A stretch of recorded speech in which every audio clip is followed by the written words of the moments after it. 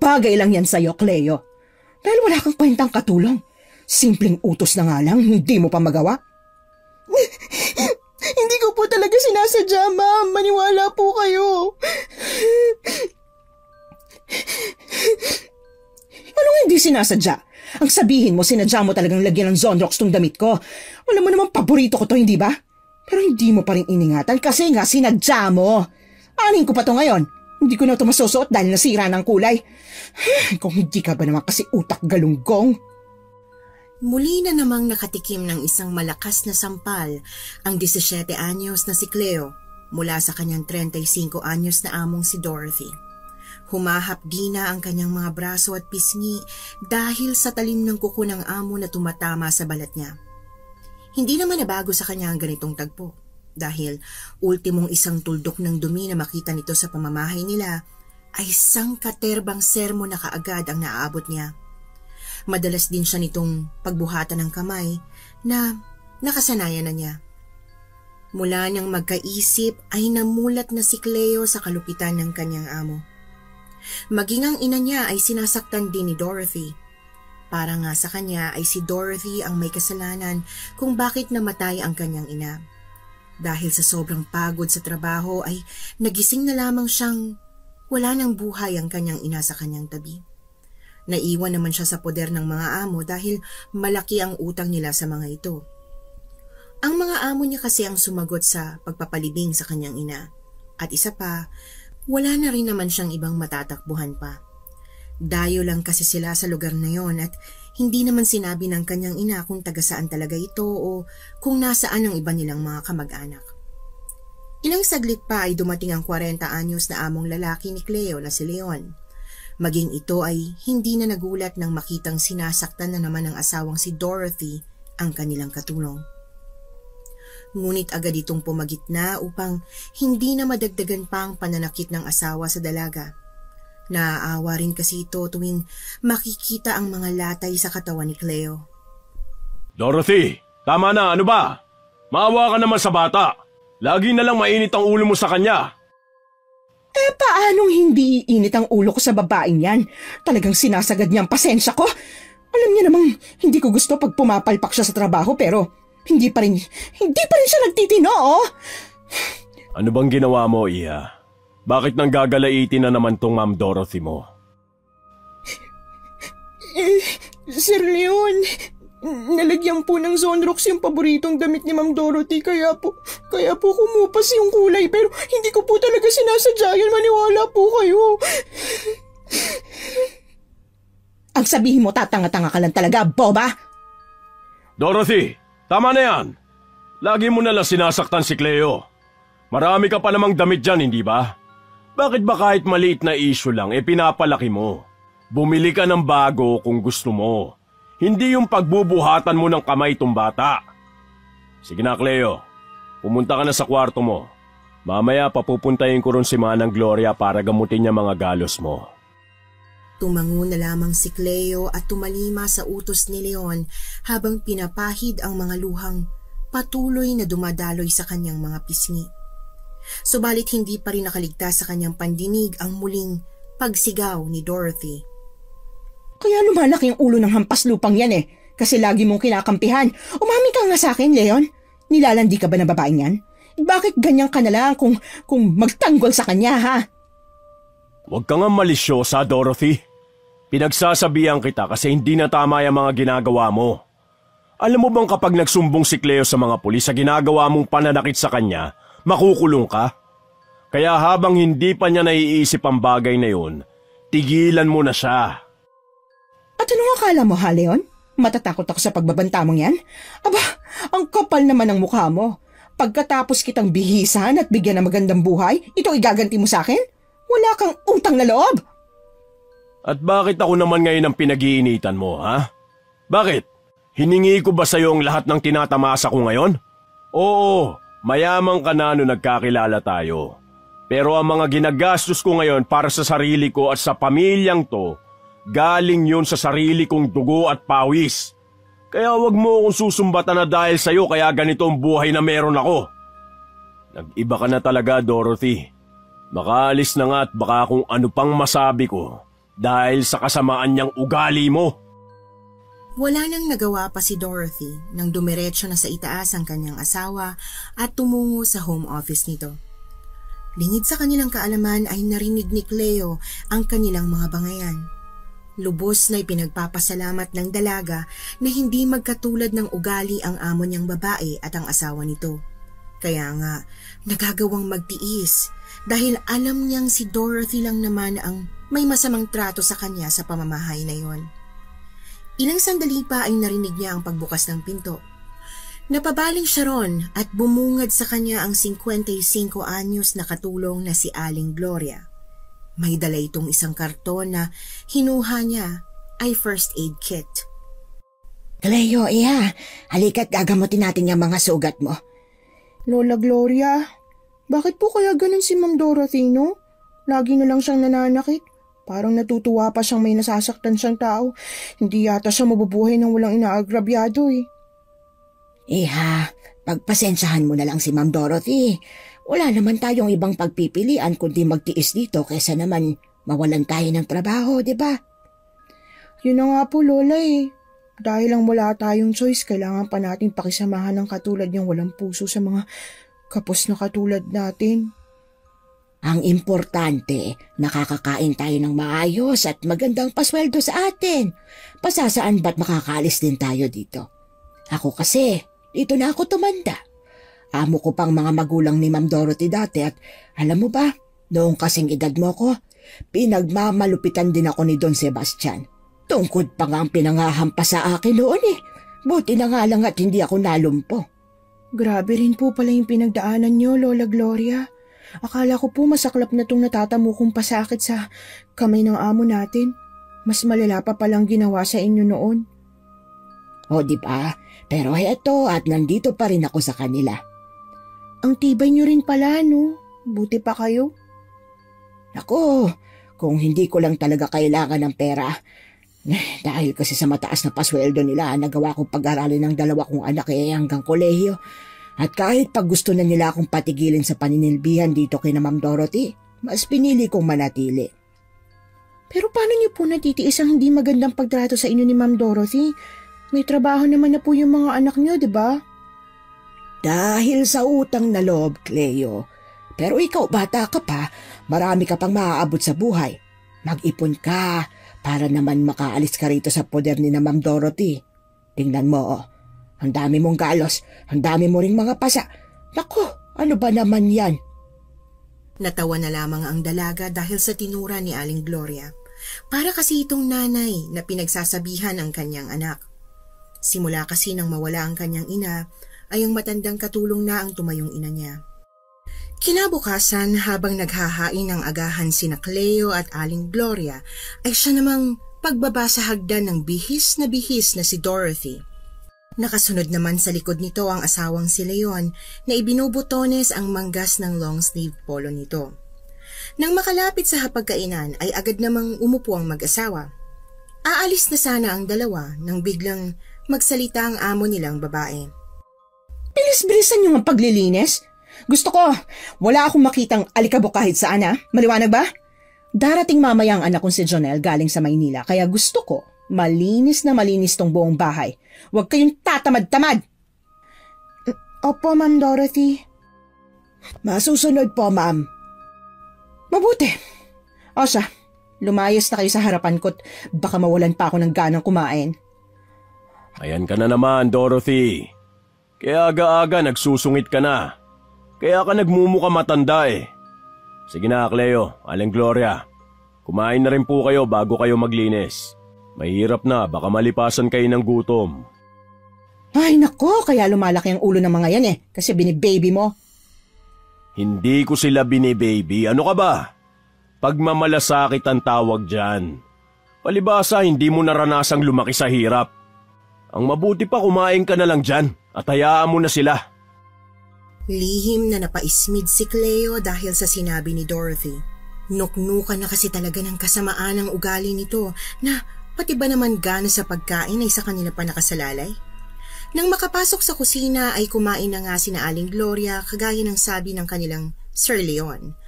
Binilisan na lamang nila ang pagkain nang Makapagpahinga muna sila saglit bago magpatuloy sa paglilinis. Darating pala ngayon ang unik iho nila Ma'am Dorothy at Sir Leon.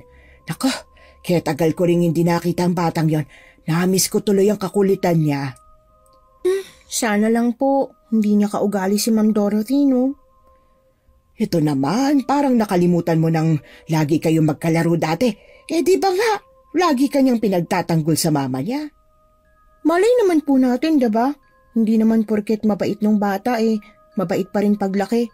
Tsaka matagal na yun Baka nga hindi na ako nang kilala Ano ka pa? Kilala ka pa rin noon, ano? Sige na, bilisan na lang natin at baka mabugahan na naman tayo mamaya ng dragon. Alam mo naman yon, masyadong mainitin ang ulo. Palibasa nasa menopausal stage na.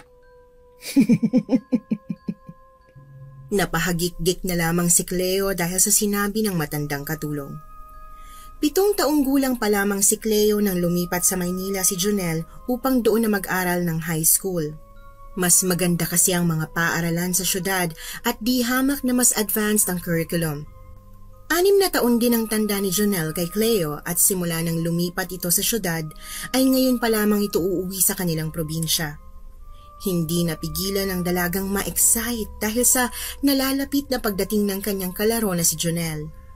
Pipi rin siyang humihiling na sana'y kilala pa rin siya nito at sana mabait pa rin ito sa kanya. Pagkalipas ng halos 3 oras ay narinig nila ang busina ng sasakyan. Aligaga namang tinungo ng dalaga ang gate upang buksan yon. Pagkasara niya ng gate ay sakto namang bumaba mula sa backseat ng sasakyan ang isang matangkad na lalaki. Napangangapanga ang dalaga habang nakatitig sa malamodelong figura nito, mula sa maputing balat hanggang sa matipunong pangangatawan. Idagdag pa ang mukha nitong animoy inukit ng isang magaling na iskultor. Napatigil lamang siya sa pagtitig nang bigla siyang sinigawan ni Dorothy. Opo, ma'am. Hoy, Cleo! Ano pang tinutunga-tunga mo dyan? Halika rito at dalhin mong bagahin ng Sir Jonel mo. Bilis! Thanks, but I can manage. No, anak. Ibigay mo yan sa kanya. Alam kong pagod ka na sa biyahe, kaya hayaan mong siya nang magdala niyan sa kwarto mo. Ano, Cleo? May staring contest ba, ha? Kunin mo ng maleta ni Jonel. Madali! Magpahinga ka na muna sa kwarto mo, anak. Ipapatawag na lang kita mamaya kapag luto ng tanghalian. Thanks, Ma. Pa, pahinga po muna ako. Sige, anak. Magpahinga ka mabuti, ha? Nang nasa harap na ng pinto ng kanyang kwarto si Jonel at akmang pipihiti na ang siradura ng pinto, ay siya namang paglabas ni Cleo mula roon. Muntikang pa nga mabunggu ang dalaga sa kanyang katawan kung hindi niya lang ito nahawakan sa noo. Sorry po, Sir Jonel. Pakasir ka naman sa akin. Jonel na lang, Cleo. Para namang wala tayong pinagsamahan yan Napakamot naman sa ulo ang dalaga saka nahihiyang ngumiti sa lalaki. Hindi pa nga niya magawang tingnan ito ng mata sa mata dahil sa pagkailang. Pakiramdam niya kasi ay uminit ang paligid at para siyang pinagpapawisan ng malamig. Kasi po, baka pagalitan po ako ni Ma'am Dorothy kapag sa pangalan mo lang kita tinawag And cut the po. Hindi naman ako ganun katanda para mag-focus sa akin. Saka, hayaan mo na si Mama. Para namang hindi ka na nasanay sa kanya. Sa tagal mo rito, dapat alam mo na ang ugali niya. Oo nga po. Sige po. Baka kasi hinahanap na ako ni Ma'am Dorothy.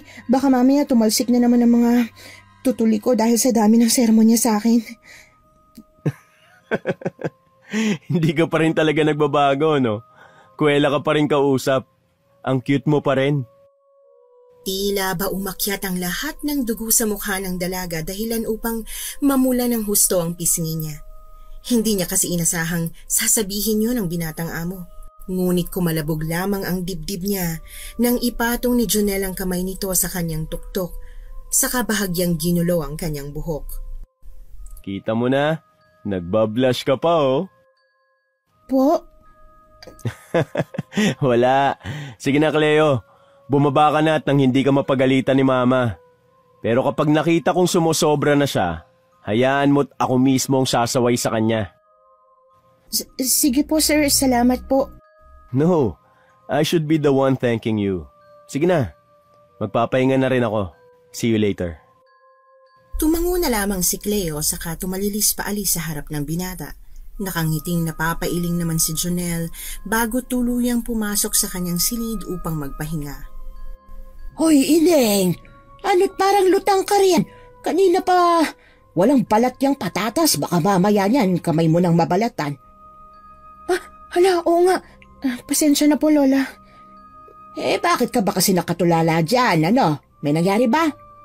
Po? Wala po. Ay, sus! Bakit bigla ka naman yatang namular yan? Parang may iba akong naaamoy Hala siya, wala nga po, Lola. Kung wala, di bilisan mo na riyan. Baka mamaya, manggalaiti na naman sa atin ang amo nating dragona, anak ko. Kayo talaga, La. Mamaya marinig niya kayo. Yari talaga tayong dalawa sa kanya. Hindi mangyayari yon. Alam kong sa atin din kakampi si Sir Jonel. Kilala ko ang batang yun Mabait yun. Kaya, tsaka kung papanig yun sa atin. Nang araw na yun ay hindi sila masyadong nagkita ng among babae na siyang labis na ikinatuwa niya. Nakaligtas kasi silang dalawa ng matandang katulong mula sa matalas na dila at mabigat na kamay nito. Pagkatapos kasi ng tanghalian ay nagyaya naman si Jonel na maglibot sila sa hasyenda. Kaya naman nang dumating ang kinahapunan, pagod na pagod si Dorothy at ninais na lang magpahinga sa kwarto nito. Nagkaroon din sila ni Aling Gloria ng tsansang makausap si Jonel. Nana Gloria, Cleo, nagmerienda na ba kayo? Eto, may dala akong donuts. Naku, nag-abala ka pa. Si Cleo na lang, iho. Hindi kasi ako mahilig sa matatamis Alam mo na, tumatanda na ako. Teka, gusto mo bang magkape? Wag na ho kayo mag-abala, Nana Gloria. Ako na ho. Kaya ko naman ho yun. Napakagaan na trabaho lang naman ho. Naku sir, baka po pagalitan kami ni Ma'am Dorothy kapag nakita niya kayo na kumikilos dito sa kusina. Don't mind her, okay? Akong bahala. Sinabi ko naman sa'yo, di ba? Tsaka, sinabi ko ng Jonel na lang ang itawag mo sa akin. Minus the sir and the po. Ituring mo akong parang kaibigan mo ako. Katulad ng dati. Baka po kasi mapagalitan ako ni Ma'am Dorothy kapag nalaman niyang tinatawag lang kita sa pangalan mo. Hindi yan. Ako nga bahala. Ang kulit din ng lahi mo, no? Sige. Jonel. Yan. Much better, di ba? Hindi nga talaga ako nagkamali. Hanggang ngayon, napakabait mo pa ring bata. Siyempre naman po, Nana. Kayo po ang nagpalaki sa akin Kaya lahat ng turo ninyo, isinaisip at isinapuso ko talaga. Naku, ginawa ko lang naman pong trabaho ko, sir. Pero salamat naman at hindi pa rin kayo nakakalimot. Isa pa kayo, Nana Gloria Huwag niyo na po akong ipo dahil mas matanda naman kayo sa akin. Ako po ang dapat na nagpo sa inyo Teka, may nakalimutan pala ako. Cleo, pwede mo ba akong samaan doon sa kotse? May kukunin lang ako. Sige po. Nagtungo sila sa labas kung saan nakaparada ang sasakyan. Mula sa pinto ng passenger seat ay may kinuha sa loob si Jonel saka yun ibinigay kay Cleo. Isa lang naman yung maliit na kulay brown na paper bag. Kumunot naman ang noo ng dalaga dahil sa kalituhan. Ano po to, Sir Jonel? Ayan na naman yung sir at po na yan Jonel. Ointment yan. Nakita ko kasi yung mga galos at pasamo sa braso I'm sure, si Mama may gawa niyan. And I'm sorry about that. Naku, nag-abala ka pa. Nakakahiya naman sa'yo. Tsaka, baka kapag nalaman ni Ma'am Dorothy na binigyan niyo ako nito, baka magalit na naman siya. Wala ka ba talagang tiwala sa akin? Hanggat nandito ako, hindi ko hahayaang masaktan ka ni Mama. Pero, di ba dapat sa kanya kayo kumakampi? Hindi sa ganun. Ang akin lang, ayoko madagdagan pa ang kasalanan ni Mama kahit kanino. Kaya hanggat kaya kong pigilan siyang makapanakit ng iba, gagawin ko. Para rin naman sa kanya yun eh. Ano sa tingin mo? May punto ka naman. Sige, salamat ulit dito. You're always welcome. Ipahid mo lang yan sa mga sugat mo para hindi mag-iwan ng peklat. Sayang kasi ang balat mo eh. Ang puti-puti mo pa naman. Kaya kitang-kita ka agad kung may sugat at pasa ka. Nahihiya namang napangiti si Cleo sa sinabi ng kanyang binatang amo. Ngunit napawi rin agad yon nang may maramdaman siyang nakatingin sa gawin nila. Pasimple niyang inilinga sa paligid ang kanyang paningin hanggang sa mapadako yon sa balkonahe. Doon ay nakita niya si Dorothy na matamang nakatitig sa kanila habang magkasalubong ang mga kilay. Nagdulot yun ng pagkataranta sa sistema niya kaya naman agad siyang nagpaalam sa binata. Jonel, salamat ulit dito ha. Sige, may gagawin pa pala ako. Sige. Ninitian pa ni Jonel si Cleo kaya naman kiming ngumiti rin ang dalaga. Pagpasok ni Cleo sa bahay ay saka naman tumingala si Jonel sa balkonahe kung saan nakatayo ang kanyang ina. Alam ng binata na galit na ito, subalit ninitian niya lang ito ng malapad sa kakinawayan. Nang umalis na sa kinatatayuan ng ina ay saka naman siya iiling-iling na pumasok na rin sa bahay. Hindi niya alam na ang nakitang yun ng ina ang magiging simula ng mas malalang pananakit nito sa dalaga na katulong na nila mula pagkabata. Habang naguhugas ng mga pinagkainang plato si Cleo isang gabi, ay aksidenteng dumulas sa kamay niya ang paboritong tasa ng kanyang malupit na among si Dorothy.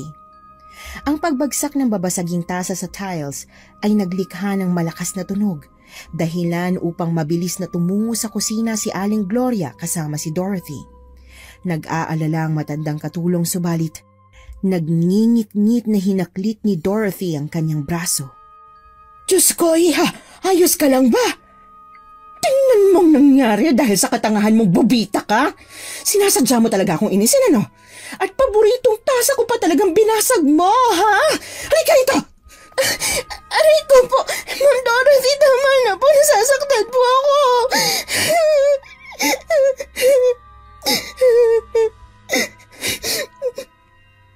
Masasaktan ka talaga sa akin, peste ka! Ma'am Dorothy, maawa na po kayo sa bata. Huwag kang makialam dito, matanda ka. Ha? Kundi, ikaw ang malilintikan sa akin. Katulong ka lang din dito, kaya lumugar ka kung saan dapat mong kalugaran. Lumipat sa buhok ni Cleo ang hawak ng babaeng amo, saka siya pilit na pinaluhod sa mga basag na piraso ng tasa. Napadaing na lamang at napaiyak ang kawawang dalaga nang tumusok sa kanyang tuhod at binti ang ilang piraso ng maliliit na bubog. Tumusok din ang iba nun sa kanyang palad nang inginudngod siya ng sapilitan ni Dorothy sa sahig. Diyos ko po, ma'am, nasusugatan po si Cleo. Sinabi nang huwag kang makialam. Ikaw namang bubita ka. Pulutin mo mga bubog na yan gamit ang bibig mo. Wala akong pakialam kung magkanda sugat-sugat ka dyan. Wala kang kwenta, wala kang silbi. Peste ka sa buhay ko kahit kailan. Ma'am Dorothy, tama na po. Ang sakit na po. Anong tama na? Hindi ako titigil hanggat hindi ka nagtatanda. Dahil sa takot na baka mapuruhan ni Dorothy ang dalaga, ay agad na tumakbo ang matandang katulong upang humingi ng saklolo. Sakto namang pababa noon ng hagdan si Jonel. Kumunot ang kanyang noo nang humahango siyang lapitan ni Aling Gloria. Oh, Nana Gloria, ano't parang aligaga ka? Jonel, ang mama mo, sinasaktan na naman niya si Cleo. Ano po? Nasaan sila? Nasa kusina. Agad na tumakbo papunta sa kusina si Jonel habang nakasunod naman sa kanya si Aling Gloria. Bumungad sa kanya ang sitwasyon ng dalaga kaya naman agad niyang inawat ang kanyang ina na nooy pilit nang inungod-ngod ang mukha ni Cleo sa sahig na maraming bubog.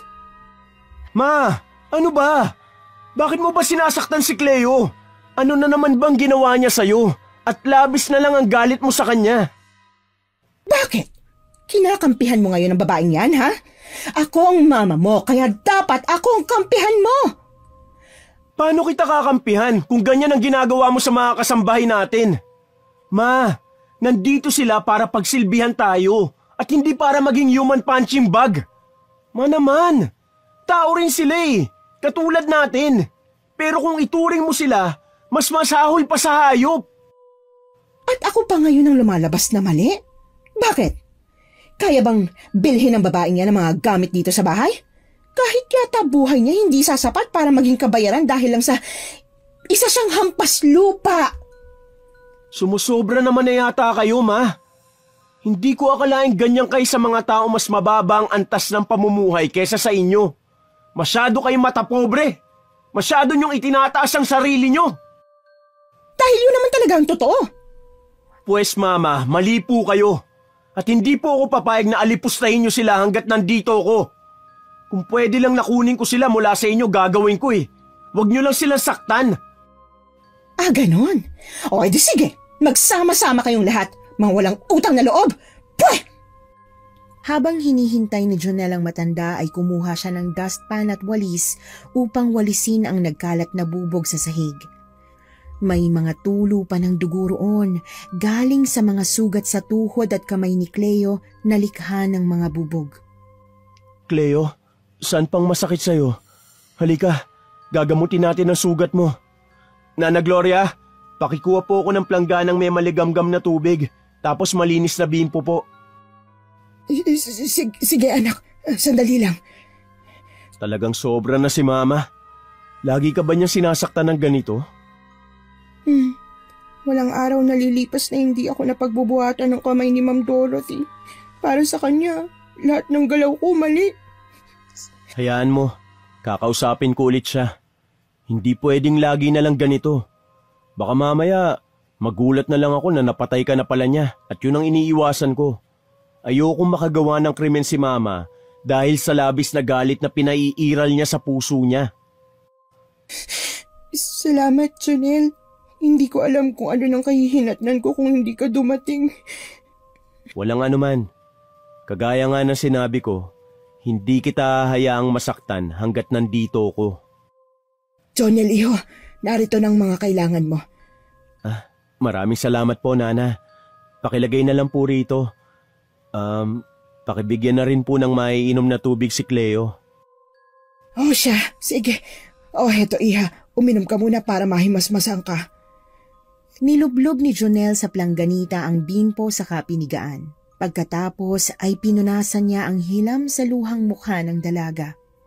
Naaawa siya sa ginawa ng mama niya kay Cleo. Wala nang ang nanay ang dalaga na kakalinga rito, tapos ay pinagmamalupitan pa ng kanyang ina. Pagkatapos niyang punasan ang mukha nito, ay niyakag niya naman ang dalaga sa lababo para hugasan ang mga kamay nito. Kailangan kitang dalhin sa ospital, Cleo. Doon natin ipagamot yung sugat mo. Dahil baka may mga bubog pa sa loob niyan. Delikado. Jonel, ayos lang ba kung kayo na lang dalawang pumunta sa ospital? Baka kasi mas lalong magalit si Ma'am Dorothy kapag nalaman niyang wala siya mauutusan dito sa bahay eh. Oo naman, Nana. Basta kapag may problema, tawagan mo ko agad.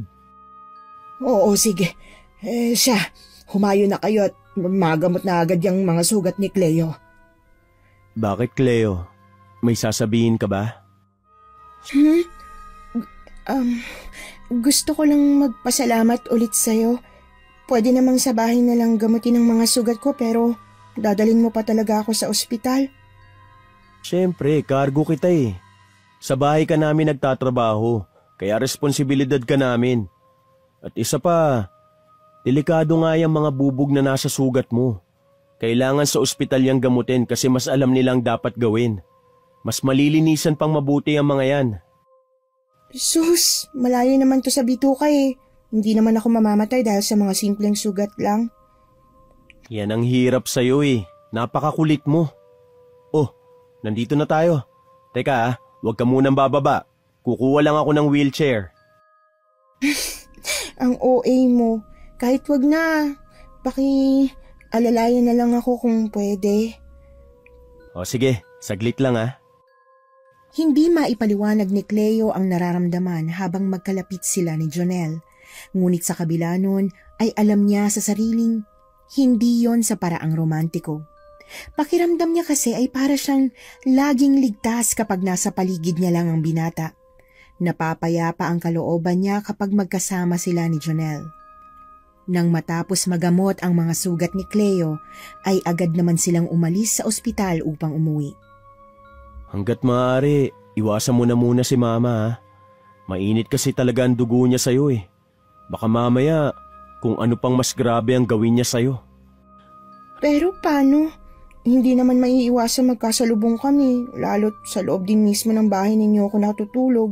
Tsaka baka magtaka siya kapag hindi niya na ako maratnan kapag may inuutos siya. Baka mas lalo lang siyang magalit sa akin. Ay, sige, ako na lang ang bahala. Basta kapag alam mong pinag-iinitan ka na niya, lumayo ka na agad, maliwanag ba? Para maiwasan na nating maulit ang ganitong senaryo. Saka mamaya pagdating natin, magpahinga ka na muna ha. Napatangu-tangu na lang ang dalaga bilang pagsang-ayon. Pagdating nga nila sa bahay ay nauna na si Cleo pagpasok. Didiretso na sana siya sa kanyang kwarto nang makita niya si Dorothy na nakatayo sa taas ng hagdan. Oh, ano? Masarap ba? Hindi lang yan ang ipapatikim ko sa'yo kapag hindi ka pa rin nagtanda. Opo, pasensya na po Ma'am Dorothy. Sige po, tutuloy na po ako. At saan ka pupunta? Huwag mo sabihin magkukulong ka sa kwarto mo. Hindi ka narito sa bahay na to para mag-asal prinsesa, ha? Hindi hamak na muchacha ka lang dito. Sige, tumungo ko sa kusina at tulungan mo si Gloria na maghanda ng hapunan. Opo, masusunod po ma'am. Sige na, lakad na. Iika-ika muling naglakad si Cleo patungo sa kusina. Nanunubig ang kanyang mga mata, ngunit pilit niya yung pinaalis. Ayaw niya kasing magmukhang talunan dahil alam niyang hindi magtatagal, iikot din ang kapalaran nila. Nang maramdaman ng matandang katulong ang presensya niya sa bungad ng kusina, ay agad siya nitong dinaluhan at tinulungang maglakad. Pinaupo siya nito sa isang kahoy na upuan saka binigyan ng tubig na maiinom. Iha, narito na pala kayo. Pero dapat naroon ka sa kwarto mo't magpahinga. Kaya ko naman ang mga trabaho rito. Nakita po kasi ako ni Ma'am Dorothy. Inutusan niya akong tulungan kita. Hayaan niyo na lang po ko, Lola. Hindi naman po masakit ang mga sugat. Aray! Oh, akala ko ba hindi masakit? Bakit ka napaaray? Lola naman O siya, masakit na po. Pero malayo naman po to sa bituka. Hindi naman po ako mamamatay dahil lang sa mga maliliit na sugat na to. Ay nako, Mosya, Prinsesa Sara, balatan mo ng mga patatas. Opo, Miss Minchin. Ba, nagkakasiyahan yata kay Rian ah. Cleo, akala ko ba nasa kwarto ka na? Bakit nandito ka? Sabi ko, di ba, kailangan mo muna magpahinga. Okay lang, Jonel. Maayos na naman ang pakiramdam ko. Isang kimingiti lamang ang iginawad ni Cleo kay Jonel saka ipinagpatuloy ang pagbabalat ng patatas kaya naman napabuntong hininga na lamang ang binata. O siya, sige, ikaw ang bahala. Punta na muna ako sa kwarto ha. Sige, iho, magpahinga ka na muna. Nang mga sumunod na araw ay hindi nagawa ni Dorothy na mapagbuhatan ng kamay si Cleo. Lagi kasing nakabantay si Jonel sa kanila kaya naman lalapit pa lang si Dorothy ay tinatawag na ni Jonel si Cleo at pakunwaring may ipagagawa sa dalaga. Isang araw ng Sabado, niyaya ni Jonel si Cleo upang mamasyal sa mall. Na-excite naman ang dalaga ngunit agad ding sinupi lang damdamin yon ng maalalang pagagalitan nito ni Dorothy kapag nalamang wala ito sa bahay. O bakit? Bilis na. Mag-asikaso ka na't magbihis. Aalis na tayo. Kasi baka hanapin ako ni Ma'am Dorothy. Tsak pagagalitan ako nun kapag nalamang naglakwatsa lang ako. Di yan. Ako nga ang bahala sa'yo, di ba? Kaya sige na. Mag-asikaso ka na. Sige na nga. Basta cargo mo ko. Oo nga, ang kulit. Iginala nga ni Jonel sa mall ang dalaga at dahil nga minsan lang naman ito nakagala roon ay manghang-mangha talaga ito. Paggabi na nang umuwi sila. Habang nasa daan na sila pauwi ay biglang tumawag naman si Aling Gloria kay Jonel. Nakakonekta naman ang cellphone nito sa isang Bluetooth earpods kaya naman agad niyang tinanggap ang tawag habang ang paningin ay nakatutok pa rin sa daan. Oh, Nana, bakit ka napatawag? Pauwi naman na kami ni Cleo. Kasi anak, ang mama mo nagwawala. Ha? Bakit naman po siya magwawala? Teka, nandyan na po ba si Papa? Yun na nga, Jonel. Wala pa rito ang papa mo kaya hindi ko alam ang gagawin ko. Natatakot na ako, iho. Hinahanap niya si Cleo. Malapit na po kami, Nana. Tumawag ka ng security kung agresibo talaga si Mama at gusto kanya saktan. Baka mamaya kumapano ka pa. Ayos lang, iho. Nasa kwarto naman ako. Pakibilisan na lang. Pagkababa ng tawag ay mas binilisan pa ni Jonel ang pagmamaneho pa uwi. Mabuti na lamang at walang traffic kaya mabilis lang silang nakarating sa kanilang bahay. Dito ka na lang muna, Cleo. Baka mamaya mapano ka pa pag sumama ka sa loob. Nagwawala ro kasi si Mama, sabi ni Nana Gloria. Ha? Nagwawala ba ka mo? Ngunit bago pa man makasagot ulit si Jonel, ay agad nilang narinig ang malakas na sigaw ni Dorothy. Please, Cleo. Makinig ka naman muna sa akin. Diyan ka lang, okay? Wala nang nagawa pa ang dalaga kundi pumayag na lang. Napagtanto niya kasing wala rin naman siyang maitutulong kung papasok pa siya sa loob. Pagpasok naman ni Jonel sa bahay, ay sumalubong sa kanya ang mga basag na figurine at flower vase. Nagkalat ang mga ito sa buong sala na para bang dinaanan ng bagyo. Ma? Ma, nasan ka? Lintik ka talagang matanda ka, lumabas ka dyan! Kapag natsempohan kita, ilulublob ko talaga yung kulubot mo mukha sa kumukulong mantika. At ang bagay sa'yo palayasin eh. Wala kang utang na loob. Ma, ano ba nangyayari? Bakit kayo sumisigaw? Saka ba't kayo nagwawala? Nasaan si Cleo? Bakit na naman, Ma? Hindi ka pa ba nakontento sa mga pananakit mo sa kanya? Ano na naman ba ang kailangan mo? Anak, makinig ka sa akin. Layuan mo ang babaeng yun. Sinisira niya tayong dalawa. Ako ang mama mo kaya ako dapat ang kampihan mo. Ma, please naman. Walang ginagawang masama sa si Cleo. Kapag hindi mo pa tinigil ang pananakit sa kanya, aalis na ako rito sa bahay at isasama ko siya. Yan ang wag na wag mong gagawin, anak, ha? Sinasabi ko sa'yo, hindi magandang impluensya yung babaeng yan sa'yo. Malandi ang babaeng yun. At kahit ang papa mo, nilalandi niya. Ma, hindi magagawa ni Cleo yun. Ano ba nangyayari sa inyo ng papa mo, anak? Tuluyan na bang nalasa ng babaeng yun ng mga utak niyo, ha? Ginayuman niya ba kayo kaya nasa kanya lahat ng simpatsya niyo? Walang gayuma, Ma. Hindi lang po ako sang-ayon sa laging pananakit niyo sa kanya. Kaya kung pwede lang, Ma, please, stop it! Makikita mo, Jonel. Yang babaeng pinagtatanggol mo ngayon, siya rin ang tatraidor sa'yo sa huli. Makikita mo! Pagkatapos na duruin ni Dorothy si Jonel, ay agad itong nagmarcha palayo. Nagpakawala na lamang siya ng isang buntong hininga bago katukin ang pinto ng kwarto ng matandang katulong. Agad naman itong bumukas at iniluwanon si Aling Gloria. Nana Gloria, wala na po si Mama. Pwede na po kayong lumabas. Huwag na po kayong mag-alala. Ay, Diyos ko, Jonel. Hindi ko na talaga maintindihan ang mama mo.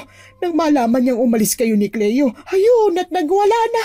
Pinagbabasag niya ang mga nakadisplay na figura at flower vase sa may sala. Nakita ko nga rin po eh. Pero kayo po, hindi niya naman po ba kayo sinaktan? Nahablot niya nga ako. Buti na lang at malakas ko siyang naitulak kaya galit na galit din siya sa akin dahil nagawa ko. Pasensya na iyo, hindi ko naman sinasadya. Ayos lang po, Nana Gloria. Naiintindihan ko. Ang mabuti pa po, maglakay ng kwarto para siguradong hindi kayo masasaktan ni Mama. Hindi natin alam kung anong pwede niyang gawin sa inyo eh. Ay, matalino ang mama mo. Mabubuksan niya pa rin ang mga pinto lalo na't nasa kanyang master key ng lahat ng mga kwarto rito sa bahay eh. O sige po, Palalagyan na lang po natin ng safety chains at saka mga barrel bar sa mga pinto para siguradong hindi niya kayo mapapasok. Mabuti pa nga, iho. Maraming salamat. Mag-aasikaso na lang ako ng hapunan. Sige po, Nana. Hindi na maintindihan ni Jonel ang asal ng ina. Dati naman kasi ay hindi naman ito ganoon ka-agresibo. Hindi ito nananakot ng bigla-bigla, lalo na kung dahil lang naman sa mga maliit na bagay. Tingin niya kasi sa inay, unti-unti nang napapraning. Napapailing na lamang siyang lumabas muli ng bahay upang puntahan si Cleo. Pinapasok niya ito at nagpatulong sa paglilinis ng nagulong sala. Siya namang pagdating ng kanyang amang niluluwagan ng suot na necktie habang nakakunot ang noong nakatingin sa sahig na puno ng mga bubog. Anong nangyari dito, anak? Bakit ang daming basag na mga figurin? Ewan ko nga po eh.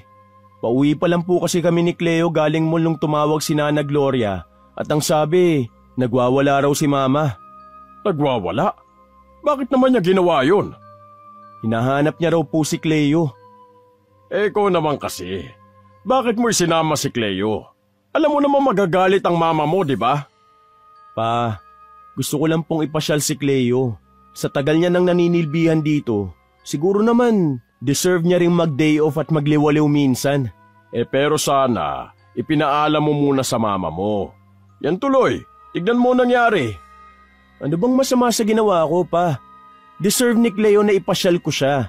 Deserve niyang maramdaman na tao rin siya at kailangan di magpahinga. At higit sa lahat, dapat ikaw mas nakakaunawa sa sitwasyon niya, pa. Siguro naman, ito na ang tamang panahon. Stop it, Jonel. Sige na, umakyat ka na at pumasok sa kwarto mo. Ipatatawag na lang kita kapag oras na ng hapunan. Cleo, Iya, ikaw na muna ang tumapos niyan. Opo, Sir Leon. No, dito lang ako. Baka mamaya, bigla na namang sugurin ni Mama si Cleo. I won't let that happen. Ang tigas talaga ng ulo mo kahit kailan. O siya, ikaw ang bahala. Matanda ka na eh. Alam mo na ang ginagawa mo. Pagkatapos naman nilang linisin ang sala, ay saka na umakyat si Jonel sa kanyang kwarto, habang si Cleo naman ay tumungo sa kusina upang tulungan sa paghahanda ng hapunan si Aling Gloria. Alam mo la, minsan parang gusto ko nalang ipakulam si Ma'am Dorothy eh. Para naman maranasan niyang masaktan. Lagi na lang kasi tayong pinag-iinitan niya. Nasa menopausal stage na nga po yata talaga yun, no?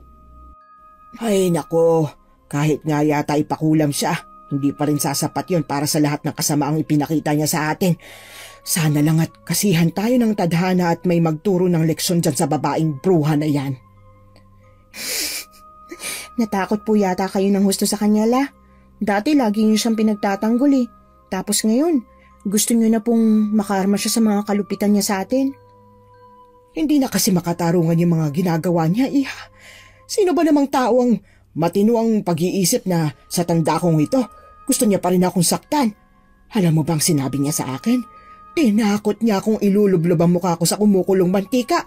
Aba, sa pangit kong to, may mas ipapangit pa ako kapag nagkataon. Hindi naman po kayo pangit ah. Mas maganda pa nga po kayo kaysa kay Ma'am Dorothy. Kahit na mas magara siyang manamit at magandang pumustura, umaalingasaw naman po ang sangsang ng nabubulok niyang pag-uugali. Ay naku, sinabi mo pa. Siya, bilisan na natin dito at nang makakain na sila. Mamaya magalit na naman ang bruha. Sa paglipas ng mga araw, nagtaka si Cleo nang hindi na niya madalas na nakikita ang among si Dorothy na pakalat-kalat sa bahay. Dati-rati kasi ay nakasunod ito sa bawat kilos niya. Lagi rin itong sinusuri ang mga ginagawa niya kung tama ba. Tila ba himalang nanahimik ang buhay niya ng ilang araw na lubos niyang ipinagpasalamat. Ngunit isang araw, bigla na lang nabulabog ang buong kabahayan nang biglang sumigaw si Jonel sa labas ng bahay. Nakatanaw ito sa balkonahe ng kwarto ni na Dorothy at Leon. Tulong! Tulong! Si Mama! Cleo! Nana Gloria! Bakit, Jonel? Agad namang napagawi ang tingin ni Cleo sa tinitingnan ni Jonel at nagitla siya. nang makita ang ginang na tila wala sa sarili at nakasampa sa railings ng balkonahe. Nakatipa ang dalawa nitong kamay na animoy lumilipad. Ma, please! Bumaba ka riyan! Diyos ko po, Ma'am Dorothy! Ano pong ginagawa niyo dyan? Bumaba po kayo! Jonel! Cleo! Ano't nagsisigawan? Ay, Diyos ko po! Ma'am Dorothy! Baka mahulog po kayo riyan! Bumaba po kayo! Ayoko nga. Ang saya kaya rito. Ang sarap ng hangin. Oh, samahan niyo kaya ako rito. Tara, laro tayo. Ano po bang nangyayari sa inyo, Ma? Bakit kayo ganyan? Nana Gloria, bakit po ganyan si Mama umakto? Parang wala sa sarili niya. Hindi ko alam, Miho. Ang mabuti pa, puntahan mo na siya ron at pababain. Magtatawag kami ni Cleo ng security at rescue. Baka mamaya tuluyan ang tumalo ng mama mo. Ang taas pa naman ng balkonahing yan. Sige po, Nana. Patakbong pumasok si Jonel sa malaking bahay at tinungo ang kwarto ng kanyang ama't ina. Ngunit nang pihitin niya ang seradura ng pinto, ay nalaman niyang nakalak ito mula sa loob. Muli siyang tumakbo pababa. Nakita niya ang matandang katulong na nakahawak sa dekipad na cellphone nito at may tinatawagan. Ilang saglit din naman ay nakita nila ang sasakyan ni Leon na paparating. Agad itong bumaba mula roon at aligagang dinaluhan ng tatlo. Pa, buti na lang dumating ka na. Ang kwarto niyo nakalak mula sa loob kaya hindi ako makapasok. Sandali lang, naritong susi sa akin. Ako nang kukumbisi sa kanyang bumaba sa railings. Napapaluha na lamang si Cleo habang nakatanaw sa kanyang among babae na tuwang-tuwa pa sa ginagawa nito. Para bang nasisiyahan ito sa mga nakikita habang nakasampa siya sa barandilya ng balkonahe. Hanggang sa may narinig silang tunog ng wangwang.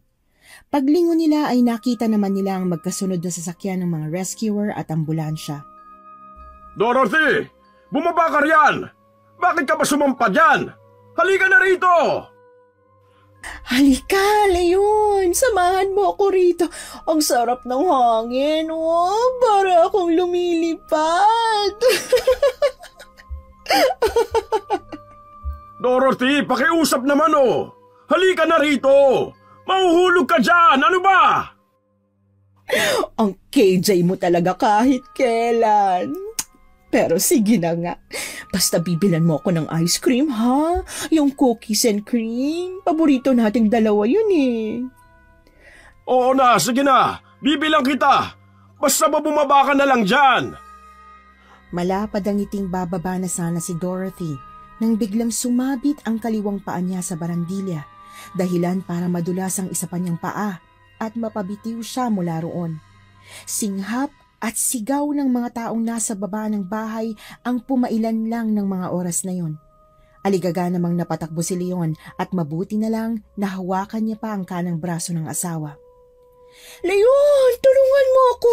Baka mamatay ako tapos hindi na tayo makabili ng ice cream. Gusto ko yun eh. Kaya please, tulungan mo ako. Kumapit ka lang, Dorothy.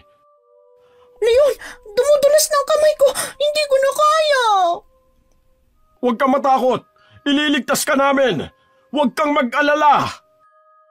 Mabilis na kumilos ang mga rescuer at naglagay ng pansalong makapal na kutsyon sa baba ng balkonahe.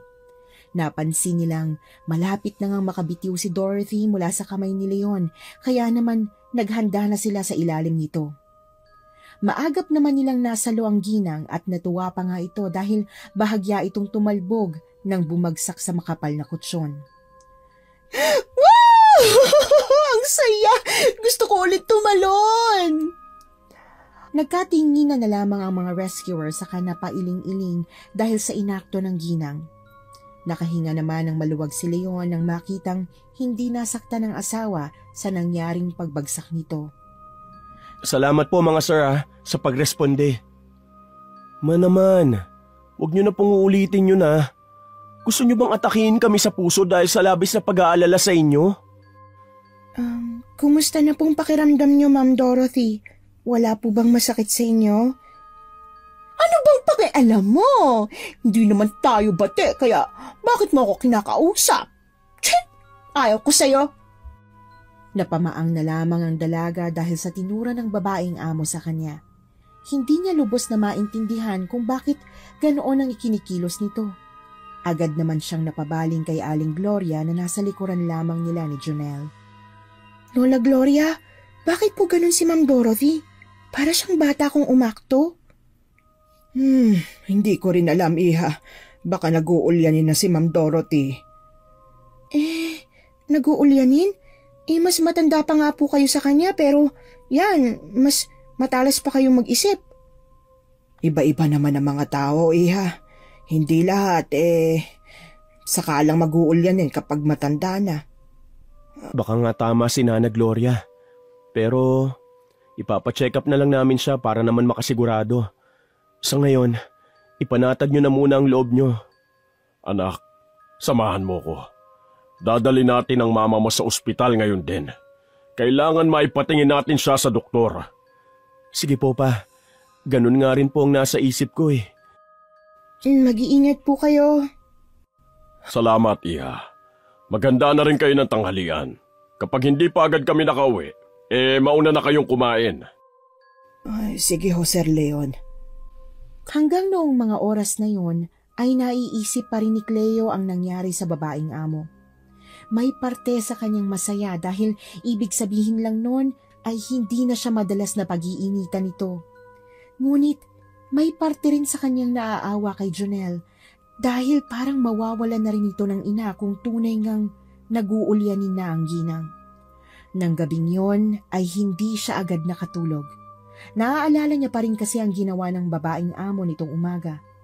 Tumayo na lamang siya mula sa pagkakahiga saka kinuha ang isang pakete ng gatas.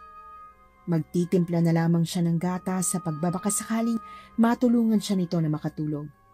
Ngunit pagdating niya sa kusina ay ganoon na lamang ang kanyang pagkagitla nang maaninag niya ang isang figura na nasa tapat ng ref. Sino ka? Anong ginagawa mo dyan? Ngunit wala siyang natanggap na tugon mula sa taong yun.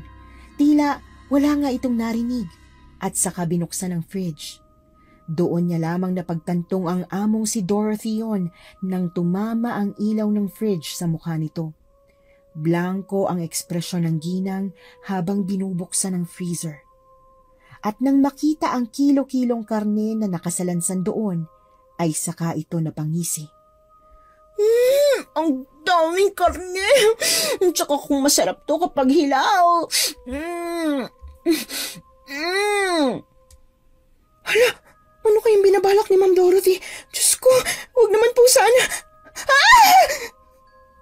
Tuluyan na ngang nanghina ang mga tuhod ni Cleo nang makita ang ginang na nagsisimula ng lantakan ang mga hilaw na karne. Nilukob ng kakaibang takot ang puso niya dahil sa nasasaksihan. Habang nakasalampak siya sa sahig, ay unti-unti siyang napapaatras hanggang sa may mabangga ang likod niya. Pagtingala niya ay nakita niya si Aling Gloria. Leo, iha, anong ginagawa mo? Gabi na. Si Ma'am Dorothy na. Kinakain niya yung mga hilaw na karne. Noon din ay napasulyap si Aling Gloria sa kusina at doon ay nakita niya ang ginang na tila ba sarap na sarap habang hinangasab ang mga hilaw na karne. Diyos ko po, halika na iha, hindi maganda to. Kailangan natin siya isumbong kay Sir Leon. Kailangan malaman ni Sir na nasisiraan na ng bait ang asawa niya. Halika, tumayo ka, madali. Agad na nagtatakbo ang dalawa papunta sa kwarto ng mga amo. Bahagya pa itong nakabukas na marahil ay hindi na isara ng maayos ng ginang paglabas nito. Kumatok sila ng kumatok hanggang sa labasin sila ng among lalaki na noon ay magkasalubong ang mga kilay at halatang naiirita. Sir, kailangan niyo makita ang ginagawa ng asawa niyo. Naroon siya sa kusina. Ano ba naman, Manang? Ano naman kung nasa kusina si Dorothy? Baka nagutom lang. Yun na nga po, sir. Sa sobrang gutom niya po, yung mga hilaw na karne ng pinagdiskitahan niya. Napamulagat si Leon dahil sa mga narinig.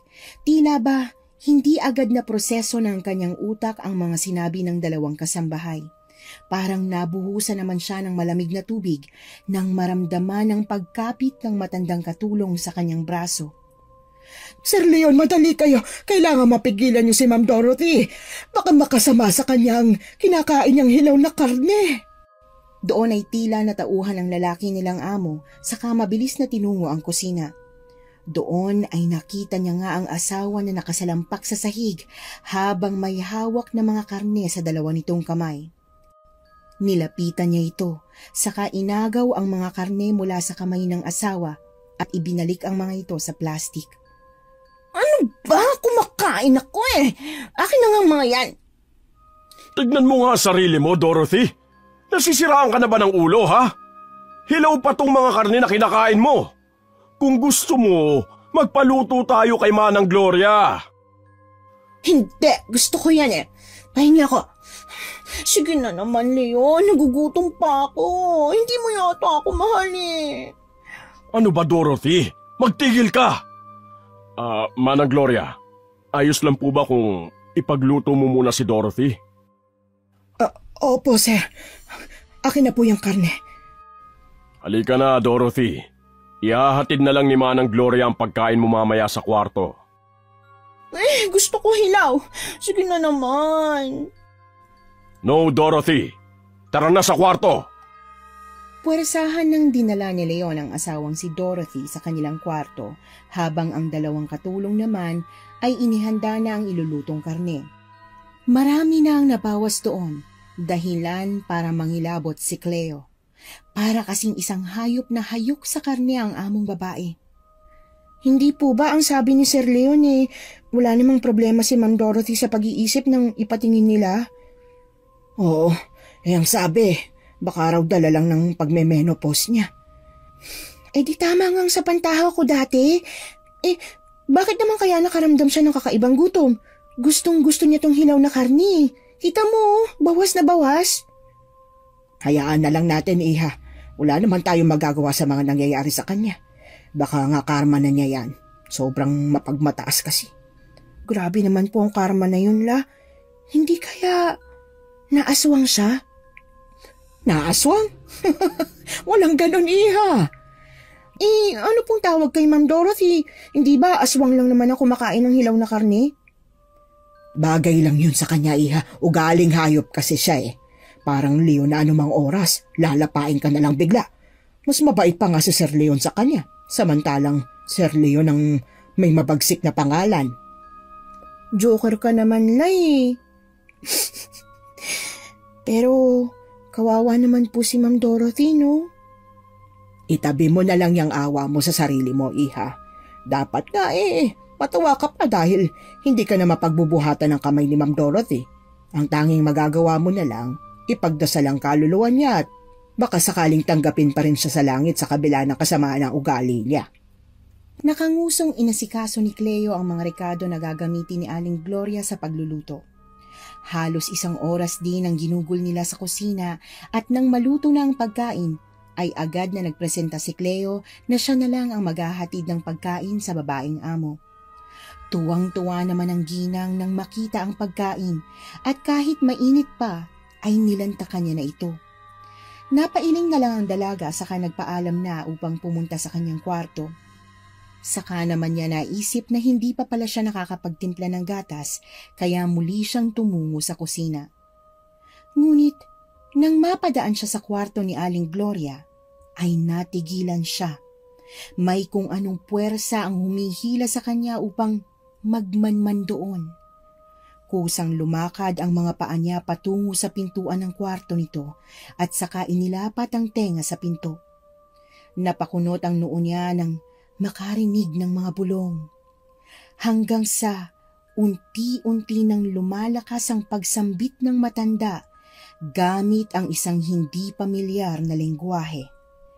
Ano naman kayang ginagawa ni Lola Gloria? Nagdarasal ba siya? Nang tumigil ang matanda sa ginagawa ay doon lang natauhan si Cleo at agad na lumayo roon.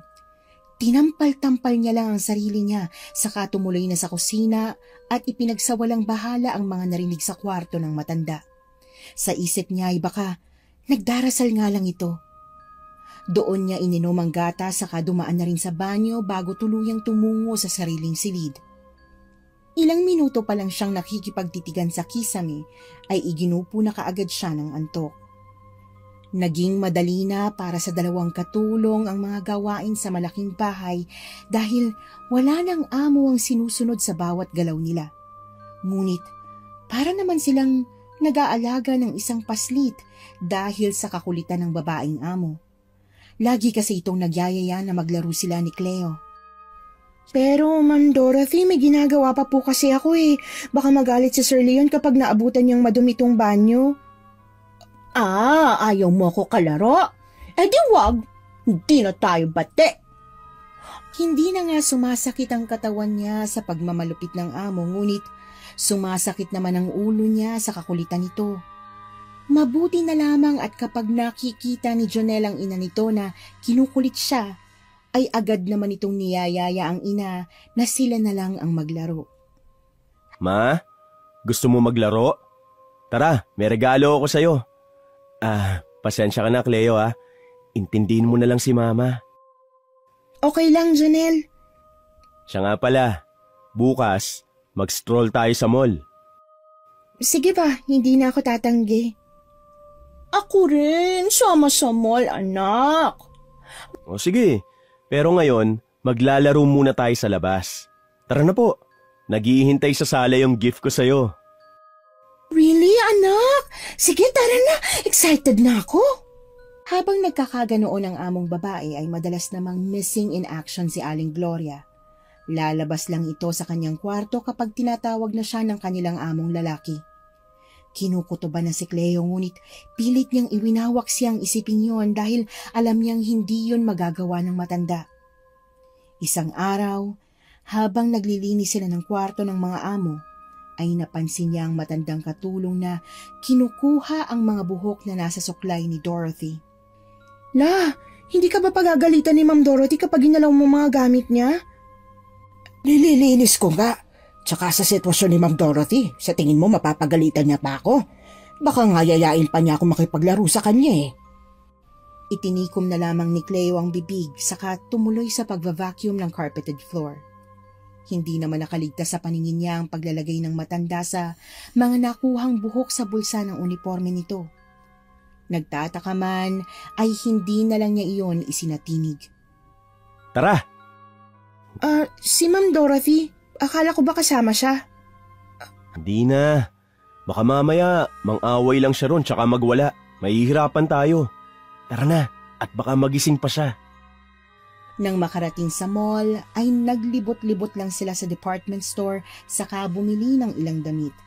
Napansin naman ni Cleo ang mayat-mayang pag-check ng binata sa cellphone nito na para bang may hinihintay. Ilang saglit lang ay tumunog nga ito at nakangiti naman itong sinagot ng binata. Hello, honey? Oo, nandito na. Sige. Hintayin ka namin sa food court ha. Okay. Honey, sino naman kaya yun?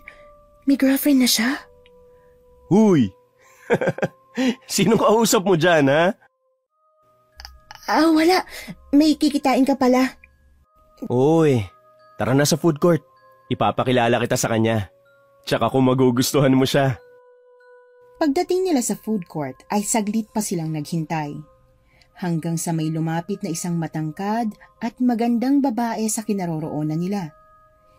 Ipinakilala ni Jonel ang babae bilang girlfriend nito. Ngunit, ang ipinagtaka niya ay kung bakit kapatid ang pakilala ng binata sa kanya sa babae. Ngunit pinili na lang niya na wag nang itanong pa sa binata ang dahilan.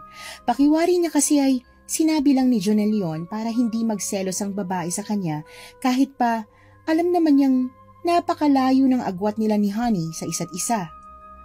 Pag-uwi naman nila sa bahay, ang madilim na ekspresyon sa mukha ni Leon ang sumalubong sa kanilang dalawa.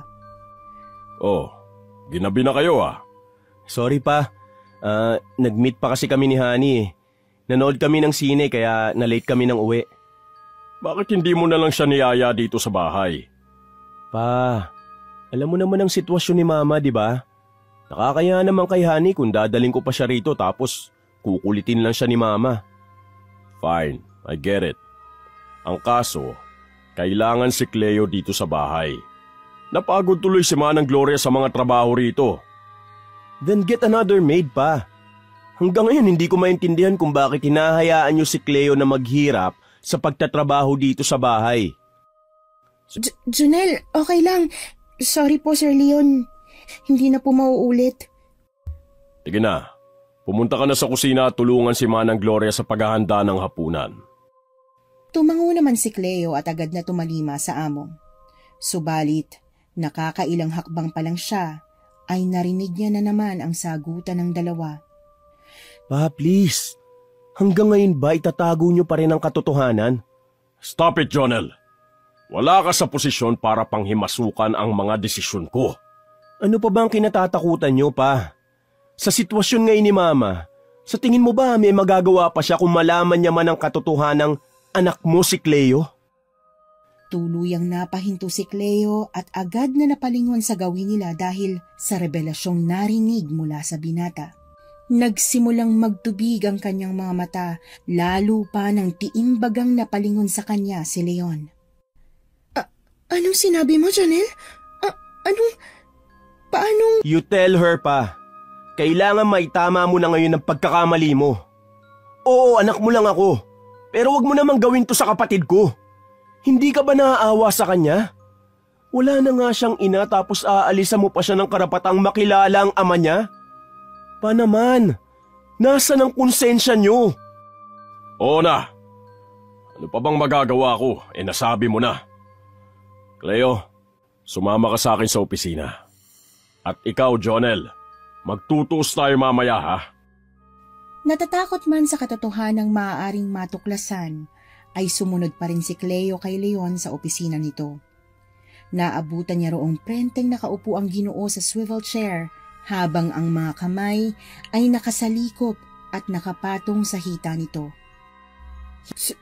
Sir Leon? Take a seat. Hindi na po kailangan. Gusto ko lang po malaman ang katotohanan tungkol sa pagkatao ko. Totoo po ba yung sinabi ni Jonel kanina?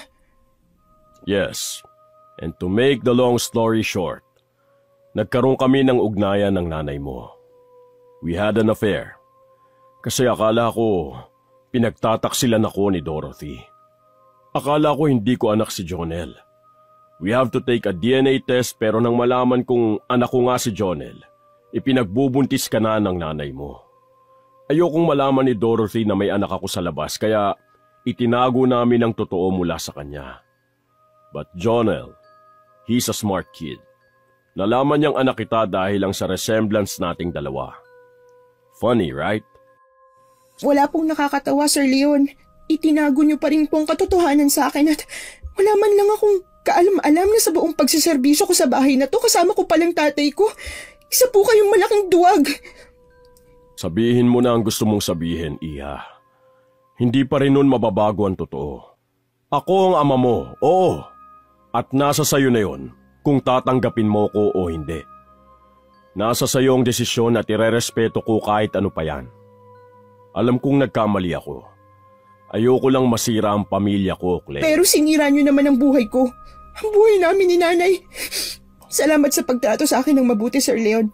Ngayon alam ko na kung bakit. Pakonsuelo lang pala yun dahil anak mo ko. Hindi niya na nahintay pa na magsalita ang Ginoo at saka mabilis na lumabas sa opisinang yon. Habang tumatakbo siya paalis, ay siya namang pagpahid niya sa mga luhang nagsisibagsakan sa kanyang mga pisngi. Agad niyang tinungo ang kwarto ng matandang katulong ngunit wala ito roon. Aalis na sana siya nang may makita siyang kung anong nakaipit sa tokador nito. Pagbukas niya, ay nakita niya ang isang punit na litrato ni Dorothy. Nakakunot ang noon niya nang mapansing may isang garapon doon na naglalaman ng isang tipaklong. At sa katawan ng tipaklong na yon ay may nakataling buhok. Doon niya naalala ang buhok ni Dorothy na kinuha ni Aling Gloria noong naglilinis sila ng kwarto ng mga amo.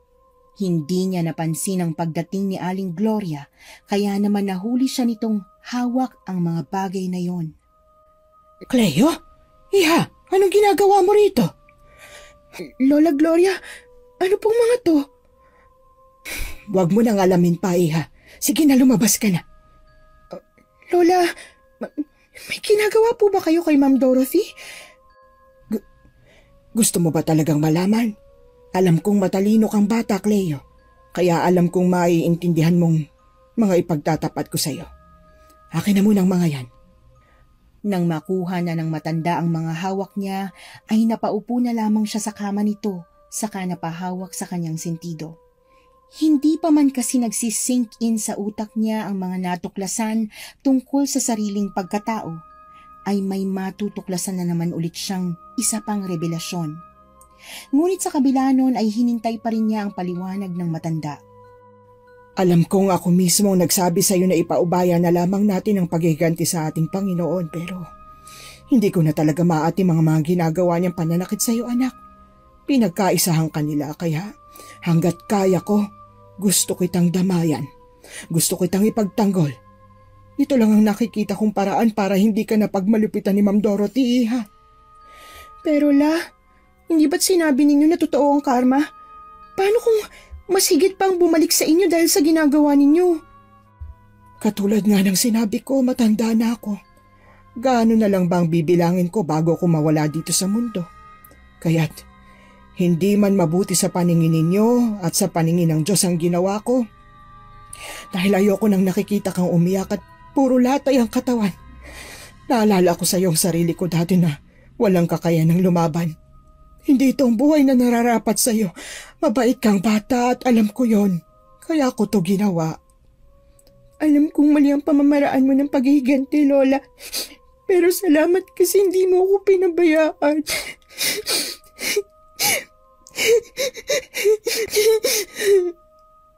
Tana, Iha. Mabait kang bata, kaya hindi ko maatim na naagrabyado ka ng amo natin. Kung hindi ka kayang ipagtanggol ng ama mo, ako ang magtatanggol sa'yo. Pangako yan. Tuluyan na ngang napahagulgol ang dalaga dahil sa mga nalaman niya mula sa matanda. Iba man ang pamamaraan nito upang ipagtanggol siya, ay gumaan pa rin ang dibdib niya. Alam niya kasing may mga tao pa talagang totoong nagmamalasakit sa kanya. Nalaman niyang inoorasyonan pala ng matanda ang tipaklong bago ito pakawalan. Sa ganoong paraan, mawawala na ng tuluyan sa kanyang katinuan si Dorothy. Napag-alaman niya ring may lahi palang mangkukulam ang matanda, ngunit hindi nito tinanggap ang itim na karunungan. Ang ginagamit lang nito ngayon ay ang itinuro rito ng abuela noong dalaga pa lang ito. Para raw yun sa kanyang proteksyon laban sa mga taong mapagsamantala. Nagpa siya si Cleo na ilihim yon mula sa mga amo pati na kay Jonelle. Ayaw niyang pati ang matanda ay mawala sa kanya. Alam niya kasing hindi rin magtatagal ay bubuti na rin ang kalagayan ng babaeng amo oras na mawala na si Aling Gloria. Nakumbinsi niya ang matandang umalis na sila sa paninilbihan sa pamilya ni Leon. Tama na ang ilang taong pagtitiis nila sa poder ni Dorothy. Pareho silang nag-resign sa trabaho nang makahanap ang mga amo ng dalawang katulong. Samantala, dinala na rin nila si Dorothy sa isang mental institute para maalagaan itong mabuti at magamot. Kahit na wala naman talagang lunas ang sumpang galing sa kulam. Hindi na ba kita mapipigilan? Masyado nang maraming nangyari sa bahay na to, Kuya Jonelle. Alam kong naiintindihan mo ko. Siyempre naman. Pasensya ka na. Hindi ko man lang nagawang masabi sa iyong totoo kaagad. Wala kang kasalanan. Nagpapasalamat din ako dahil sa kabutihang pinakita mo sa akin, Kuya. Tsaka, magkikita pa rin naman tayo. Aalis lang ako sa bahay ninyo pero hindi naman ako mawawala sa buhay mo. Promise yan, ha? Oo naman. Sige, Kuya. Alis na ako, ha. Iha, tutuloy ka na ba talaga? Paano ang mga panggastos mo? May matutuluyan ka na ba? May ipon po ako, Sir Leon. Tsaka, doon na muna ako kina Lola Gloria. Salamat sa ilang taong pagtanggap sa akin sa bahay po ninyo. Bibisita ka naman dito, hindi ba? Iha, ngayon ko lang to sasabihin. Pero sana mapatawad mo ko sa mga kasalanan ko sa'yo. sa inyo ng nanay mo. Okay na po yun, sir. Sino ba naman ako para magtanim ng sama ng loob, diba? Nagpapasalamat pa nga po ako dahil hindi nyo man ako tinrato bilang isang anak, tinrato nyo naman ako bilang isang tao. Doon pa lang po, malaking bagay na po yun para sa akin. Salamat, Iha. O heto, tanggapin mo. Alam kong kulang pa yan para sa lahat ng atraso ko sa inyo ng nanay mo. Pero sana makatulong sa'yo para makapagsimula kang muli. Tatanggihan pa sana niya ang puting sobrang iniaabot ng Ginoo, ngunit ito na mismo ang naglagay noon sa kanyang mga kamay. Salamat po, sir. Bago umalis si Cleo, ay muli pa niyang tinanaw ang kabuuan ng malaking bahay. Hindi man maganda ang lahat ng naging karanasan niya roon, ay masaya pa rin siya dahil natutunan niya kung paano maging mapagpatawad sa kabila ng mga dinanas na hirap. Na kahit pa iniwan na siya ng kanyang mahal sa buhay, ay nanatili siyang matatag. At sa halip na gumanti, ay hindi niya inilagay sa kanyang mga kamay ang batas. Dahil alam niyang ang masama ay hindi kailanman magreresulta sa kabutihan.